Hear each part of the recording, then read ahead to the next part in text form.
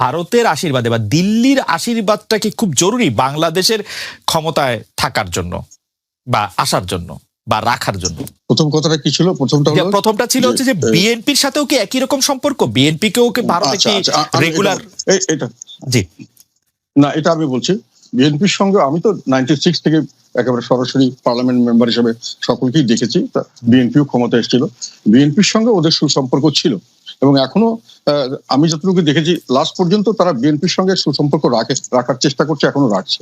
তাদের একটা কনসার্ন আছে এখানে এই দেশে, তাদের সিকিউরিটি কনসার্ন। তাদের অফিসিয়ালি যেটা আমাকে জানিয়েছে বা আমাদেরকে সবসময় প্রায় অপেনলি তারা বলেন যে বাংলাদেশ তাদের এত ক্লোজ নেইবার এবং সেখানে যদি আমরা এরকম কোনো দল আসে বা যারা রাজনীতিতে আমাদের বিপক্ষে অবস্থান নেবে সেটা আমাদের জন্য ক্ষতিকারক হয় ফ্রম দ্য সিকিউরিটি পার্সপেক্টিভ।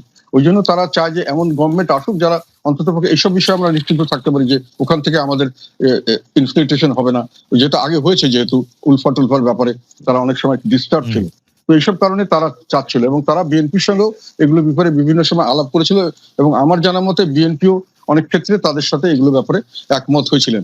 কিন্তু পরবর্তীকালে যে কোনো কারণে হোক সেই বিশ্বাসযোগ্যতাটা ভেঙে গেছে কোনো কারণে।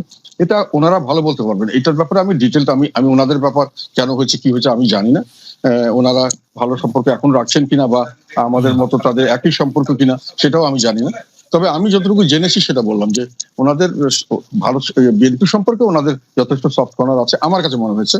এবং আগে সরকারগুলো যখন বিএনপি সরকারে ছিলেন তখনও ভারতের সঙ্গে তাদের সুসম্পর্কই ছিল আমার দেখা মতো। আর সেকেন্ড প্রশ্নটা হচ্ছে ভারতের আশীর্বাদ দরকার হয় কিনা বাংলাদেশে ক্ষমতায় থাকতে হলে? অনেকে বলে থাকেন আওয়ামী লীগ এত বছর ধরে ক্ষমতায় আছে তার কারণ হচ্ছে ভারত।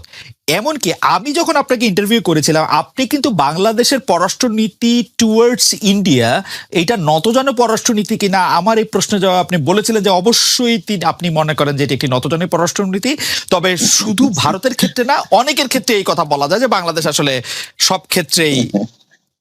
আপনি এখনো এরকমটা মনে করছেন কিনা যে ভারতের আশীর্বাদে আসলে আওয়ামী লীগ ক্ষমতায় আছে বা শেখ হাসিনা সরকার ক্ষমতায় আছে? আশীর্বাদ আমাদের আশেপাশে অনেক দেশের উপর আমরা অনেকভাবে ডিপেন্ডেন্ট, অনেক ক্ষেত্রেই এক একটা দেশের বিষয়ে আমরা এক একভাবে ডিপেন্ডেন্ট। তারা যদি সেটা লেভারেজ নিতে চায় এবং আমরা যদি সরকার সেটাকে সেইভাবে ম্যানেজ না করতে পারি এটা তারা নিতেই পারে। আমি ভারত স্পেসিফিক্যালি এখনো বলছি না।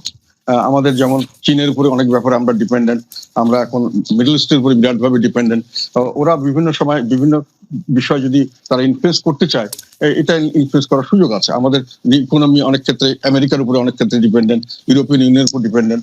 ভারত যেহেতু একেবারে নেক্সট ডোর এন্ড চায়না খুব ক্লোজ টু ইট, এদের ইনফ্লুয়েন্সে সাধারণভাবে এদের একটা বেশি ওদের বর্ডার কনসার্ন থাকে।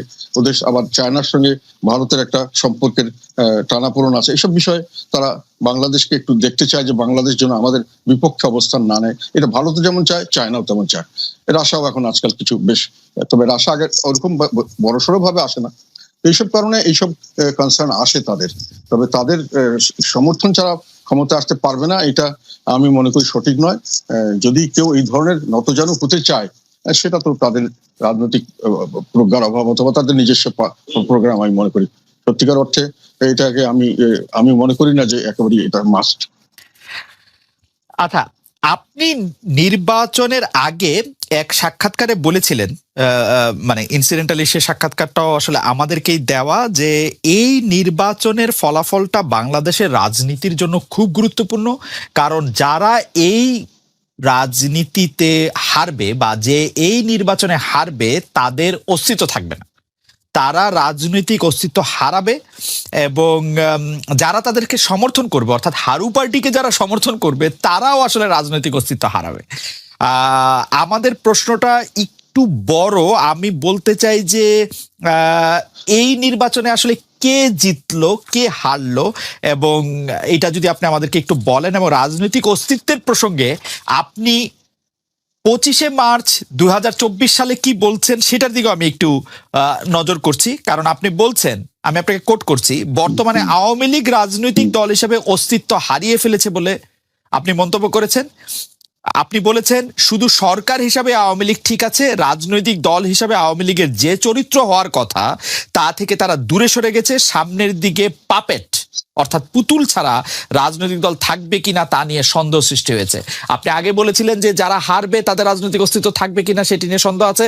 আপনি এখন বলছেন যে আওয়ামী লীগ তার রাজনৈতিক দলের অস্তিত্ব অর্থাৎ পলিটিক্যাল অস্তিত্ব হারিয়ে ফেলেছে এবং ভবিষ্যতে পুতুল ছাড়া রাজনৈতিক দল থাকবে কিনা সেটি নিয়ে আপনার সন্দেহ আছে। আপনি যদি একটু ব্যাখ্যা করেন। আমি এখনো একই কথা বলছি, আমি পার্লামেন্টে এই কথাটা বলেছি।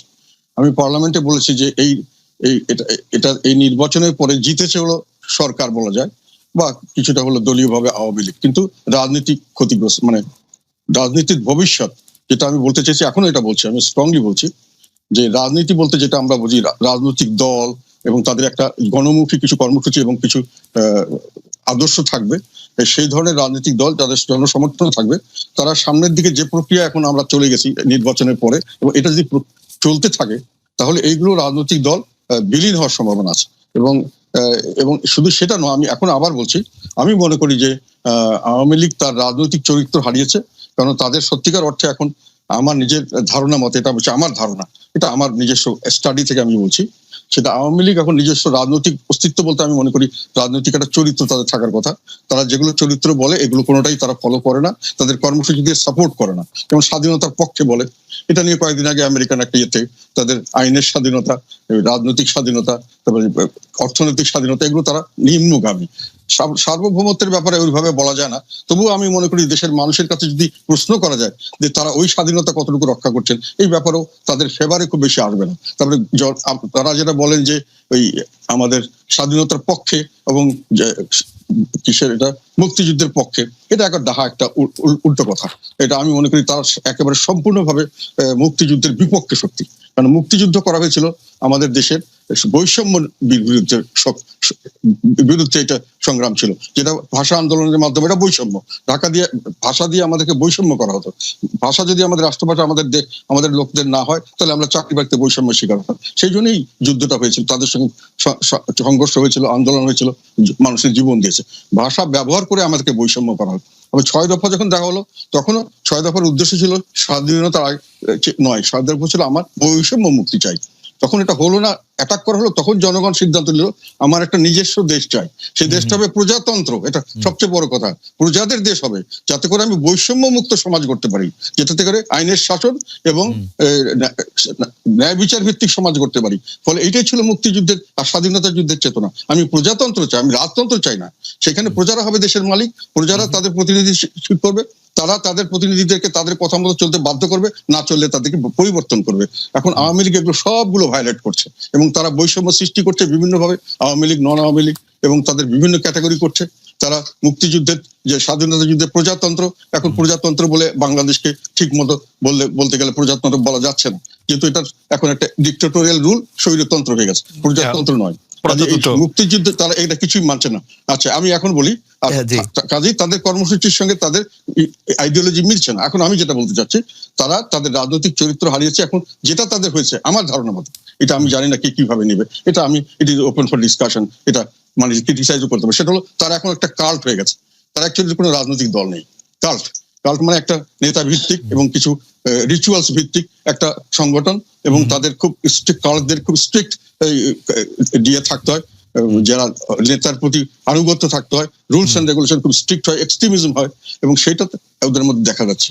আমি যেটা দেখতে পাচ্ছি যে রাজনৈতিক দল হিসেবে তারা যেটা কাজ করতে চাচ্ছে, এগুলো সব কাল্টের কাজ। যেমন আমাদের একজন খুব মহান নেতা, ওনাকে আমরা সবাই শ্রদ্ধা করি, উনি এবং ওনার পরিবারকে নিয়ে একটা সারা দিন রাতি মোটামুটি একটা বন্দনা করা হয়, এটা একটা কাল্টের একটা রিচুয়ালস আমার মনে হয়। তারপরে ওনাদের কিছু দুঃখজনক ঘটনা ঘটেছে, সেটা নিয়ে একটা মাতম করা হয়, আর কিছু সামান্য কয়েকটা ঘটনা, কয়েকটা বক্তৃতা নিয়ে দিন রাত বিভিন্ন সময় বিভিন্ন ভাবে এটাকে বলা হয় একই জিনিস, এবং এটাকে বারংবার সকাল বিকাল রাত মানে মাঠে ঘাটে সবসময় বলা হয়। এগুলো আমি মনে করি রাজনৈতিক চরিত্র না, এগুলো কাল্টের চরিত্র। এবং আমি আরেকটা কথা বলতে চাচ্ছি এখানে, আমি একজনকে জানি, ইয়াং একজন, উনি এই দলের সঙ্গে জড়িত, দল করতেন, আওয়ামী লীগ করেন এখন।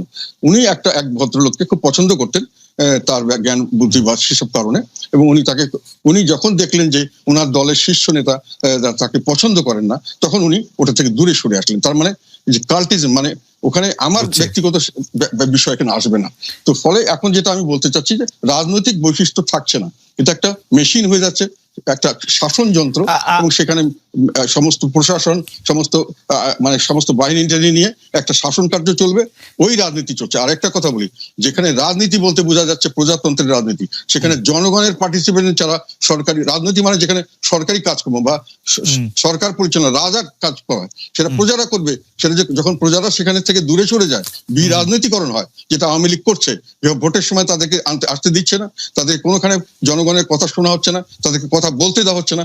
এটা তাদের বিরাজনীতিকরণটা, এটি হলো আমি মনে করি স্বাধীনতার চেতনার সবচেয়ে বড় বিরুদ্ধে সবচেয়ে বড় অবস্থা।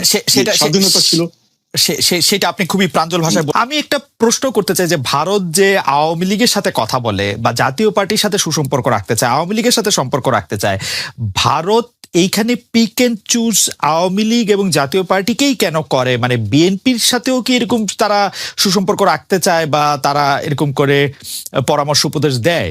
মানে আপনার কি মনে হয় যে ভারতের আওয়ামী লীগ এবং জাতীয় পার্টির সাথে বেশি ভালো সম্পর্কের ইয়েটা কি?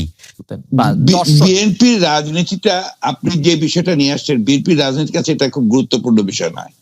আমরা সবসময় যে কথাটা বলে এসেছি, এই মুহূর্তে আমাদের কাছে সবচেয়ে বড় যে ক্রাইসিস, সংকট হচ্ছে বাংলাদেশে গণতন্ত্র নেই, বাংলাদেশের ভোটাধিকার কেড়ে নেওয়া হয়েছে, বাংলাদেশের মানুষের যে কথা বলার স্বাধীনতা তা কেড়ে নেওয়া হয়েছে, বাংলাদেশের সংবাদপত্রের স্বাধীনতাকে কেড়ে নেওয়া হচ্ছে, বাংলাদেশে যে মৌলিক যে অধিকারগুলো, সেই অধিকারগুলো থেকে মানুষ বঞ্চিত হচ্ছে, মানবাধিকার লঙ্ঘন হচ্ছে চরম ভাবে, এবং মানুষ ভোটের অধিকার সম্পূর্ণভাবে হারিয়ে ফেলেছে।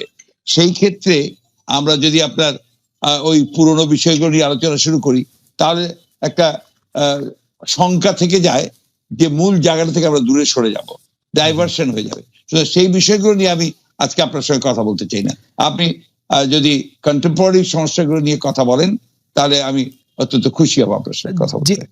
ওকে, আচ্ছা ঠিক আছে। আমরা আসলে বিএনপি এবং আপনার রাজনীতি নিয়ে কথা বলতে গেলে প্রথমে যে বিষয়টি আমাদের ধারাবাহিকভাবে আমাদের মাথায় আসে সেটি হচ্ছে 2018 সালের নির্বাচনে ডক্টর কামাল হোসেন, আসম আব্দুর রব, মাহমুদুর রহমান মান্নার সঙ্গে জোট করেছিল বিএনপি।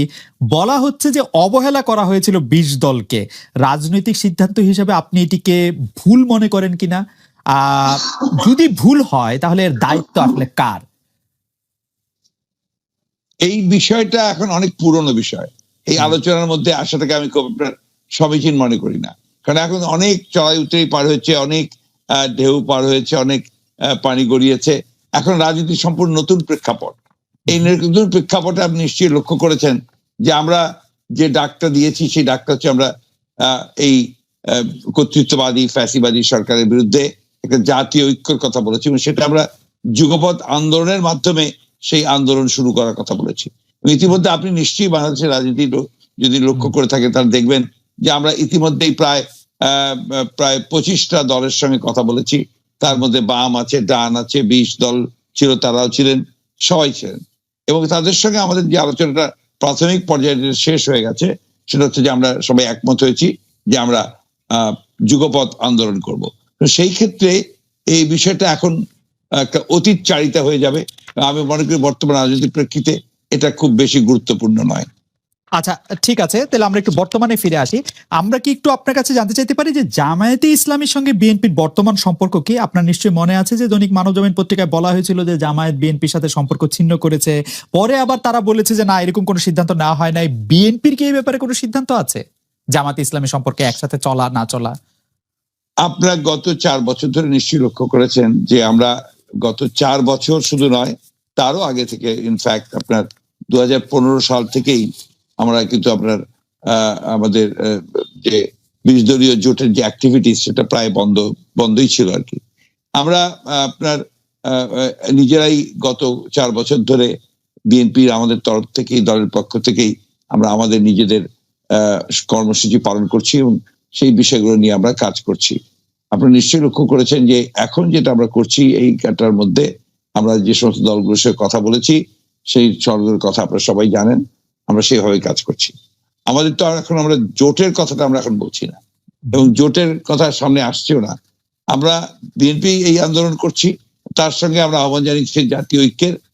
প্রত্যেকটি দল তাদের নিজের নিজের অবস্থান থেকে তাদের আপনার আমাদের যে বক্তব্য, আমরা যদি একমত হই, তাহলে সেই বক্তব্যগুলোর সামনে নিয়ে আন্দোলনে যাবেন, এবং রাজপথেই আন্দোলনের ধারার মধ্য দিয়েই আপনার এই সিদ্ধান্তটা হবে যে আমরা ভবিষ্যতে জোট করব কি করব না, বা আমরা একসাথে যাব কি যাব না। সুতরাং এখন ওই জামাত প্রসঙ্গটা একদম একেবারে অপ্রাসঙ্গিক এখন এই মুহূর্তে।